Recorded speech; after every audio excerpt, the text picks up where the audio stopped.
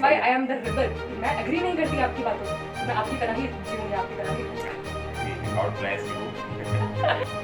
आप hello and welcome back to Ankita's channel. ऐसा करके बोल स्टार्ट करो चैनल। स्वागत है आप सभी का अंकिता के चैनल में। मैं डॉक्टर रोहन प्रसाद, अंकिता फादर, आप लोग का स्वागत करता हूँ अंकिता चैनल के लिए। और आज मेरी बिटिया दूसरी पुस्तक आ गई है मार्केट में क्या है, सेरेनिटी।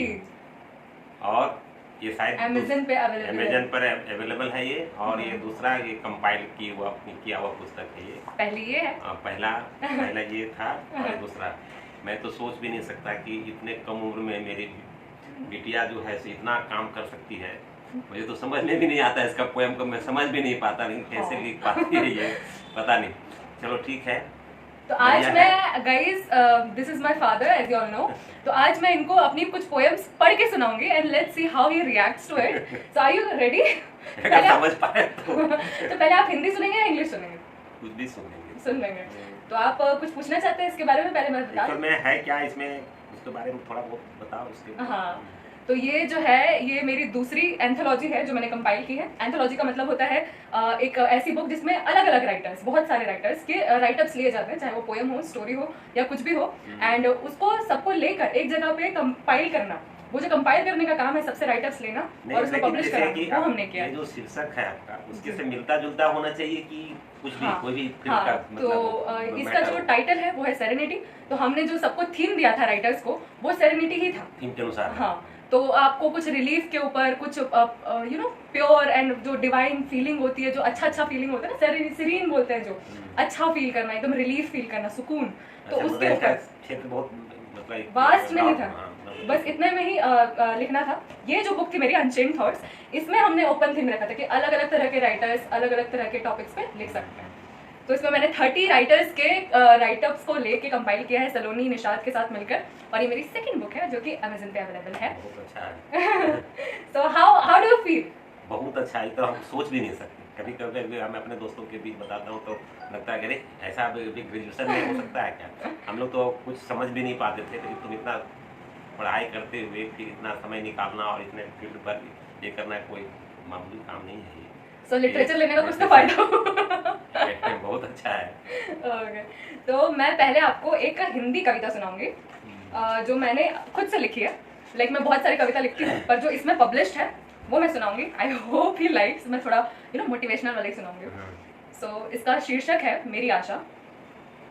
यूं तो खूब शिकवा था जिंदगी से मगर, यूं तो खूब शिकवा था जिंदगी से मगर, जब रह रह के जान निकल ही रही तो मौत का अब खौफ ही कैसा, जब मिल मिल के लोग बिछड़ ही रहे तो मंजिल का अब एतबार ही कैसा।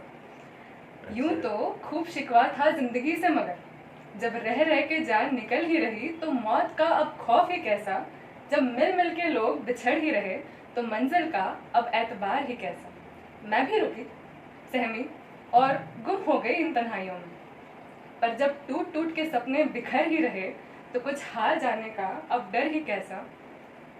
यूं तो लाख उम्मीदें मेरी भी थी है जिंदगी, यूं तो लाख उम्मीदें मेरी भी थी है जिंदगी, तूने एक एक कर जो सबको दबोचा, टूटता देख उन्हें कतरा कतरा, वक्त भी रुका और सब रुक गया।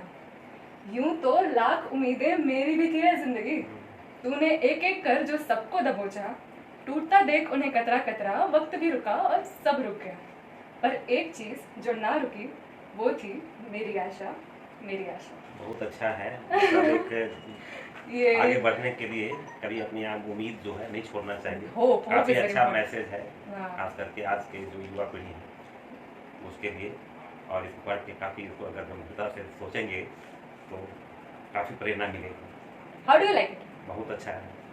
ज़्यादा टफ नहीं है? ठीक है। हिंदी में है? बहुत अच्छा। हिंदी में भी तुम इतना बढ़िया लिखती हो, हिंदी को लिखती हो। इंग्लिश का मैं सुनाऊंगी and I try to explain it क्योंकि थोड़ा सा टफ है, but this is my favourite poem जो मैंने पब्लिश कराई है अपनी अनचेन्ड थॉट्स में। So the title is the rebel. Rebel मतलब जानते हैं ना, जो क्या बोलते हैं, बागी। हाँ, जो मतलब ये लड़ाई वड़ाई करते हैं ना, जिद्दी टाइप के। सो इंग्लिश में I explain. I was halted I knew not what it was. A ventriloquist it seemed, with his dummy in the hands. The dummy spoke words like me and like them all. The world had many dummies. They looked alike, spoke alike, because the world is a stage, as Shakespeare says. I spun my words differently. Flabbergasted by my acts, they stopped me. I couldn't be non-alike. I couldn't be me. I was told to dress the same and speak the dialogues clean. I tried to run away. They held my sleeves. Then through the collar, I was pushed on my knees. The ventriloquist raged in anger. You tried to rebel? No, not the deed? I answered in a murmur. But I never agreed. So this is the poem that I wrote. And इसका message क्या है समझा दीजिए आप बहुत कुछ समझ में आया लेकिन हाँ आप इसको पढ़ भी सकते हैं लाइक मैं बताती हूँ पहले इसमें क्या है। रिबेल वो होते हैं जो बहुत जिद्दी होते हैं, जो अपनी बात पे अड़े होते हैं, बागी जिसको बोलते हैं हिंदी में। सो मुझे रोका गया और मैं नहीं समझ पाया कि ये क्या है। एक वेंट्रिलोक्विस्ट क्या होता है कि वो लोग नहीं होते जो एक डमी लेके घूमते हैं और उसको बात करवाते हैं अपनी आवाज से, लेकिन ऐसा लगता है कि वो डमी बोल रहा है। वो पुतला वो तातिया वाला नहीं देखा मूवी, वो होता है। ठीक है, तो वो जो इंसान होता है ना जो पुतले से बात करवाता है, वो उसको वेंट्रिलोक्विस्ट कहते हैं। और वो एक ऐसा इंसान दिखा मुझे जो कि एक वेंट्रिलोक्विस्ट है, उसके हाथ में एक डमी था। ठीक है, और वो डमी जो है वो मेरी तरह बात कर रहा था, वो सबकी तरह बात कर रहा था। ठीक है, एंड इस दुनिया में ऐसे बहुत सारे डमीज, ऐसे बहुत सारे पुतले हैं जो किसी और के कहने पे चल रहे हैं। ठीक है, वो एक जैसी बातें करते हैं, वो एक जैसे दिखते हैं क्योंकि उनको वैसा ही सिखाया जाता है। ठीक है, और जैसे कि शेक्सपियर का एक पोएम में बोलते हैं the world is a stage and everyone has to play his part, है ना, सेवन एजेस बोलते हैं। तो उसी तरह से ये डमीज से भरा हुआ एक वर्ल्ड है जो एक स्टेज है जहाँ पे हम सब अपना पार्ट को परफॉर्म कर रहे हैं। तो मैं वहीं पहुंच गई और मैंने एक वेंट्रिलोक्विस्ट को देखा, उसके हाथ में डमी था और ऐसे बहुत सारे डमीज थे इस दुनिया में। ठीक है, पर मैं जो है मैं अपनी बातों को, अपने वर्ड्स को अलग तरीके से बोलती थी, उनकी तरह नहीं बात करती थी, उनकी तरह नहीं दिखती थी। तो वो मुझसे चिढ़ते थे और उन्होंने मुझसे कहा तुम रिबेल करने की कोशिश करती हो, तुमको कहा था ना तुम डिफरेंट नहीं हो सकती, तुम अपने जैसी नहीं हो सकती, तुमको अपनी डील नहीं पता है। तो मैंने बोला, चुपचाप होकर बोला कि पर मैंने कभी अग्री तो नहीं किया कि मैं आपकी डील को मानूंगी। तो that is the essence of अपना जो है आत्मा की आवाज को कभी दबाना नहीं चाहिए। हाँ, आपको दूसरों के जैसे नहीं बनना, काम करना है। हाँ। लेकिन जब एक जो अपना सोच है तो किसी कहने पर मतलब हाँ। नहीं करना है। ये नहीं कि सब ऐसा कर रहे हैं, हाँ। सब कोई करते हैं तो मैं भी ऐसा करूँ, ऐसा कोई जरूरी नहीं है। अच्छा मैसेज है। That is why I am the rebel कि मैं एग्री नहीं करती आपकी बातों से कि मैं आपकी तरह ही जीऊं या आपकी तरह ही रहूं। अपना भी मेरा कुछ, हाँ, मेरी अपनी पहचान है, मेरी इंडिविजुअलिटी है। बढ़िया, चलो बढ़िया है। ये जो है आप लोग देखिए खरीद के। Unchained Thoughts and Serenity are both available on Amazon.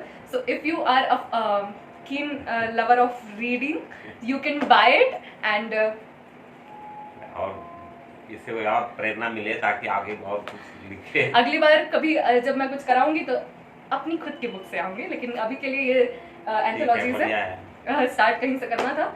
So I hope you like this video. If you did, then like. God bless you. Like, comment and subscribe. Thank you. Okay, bye.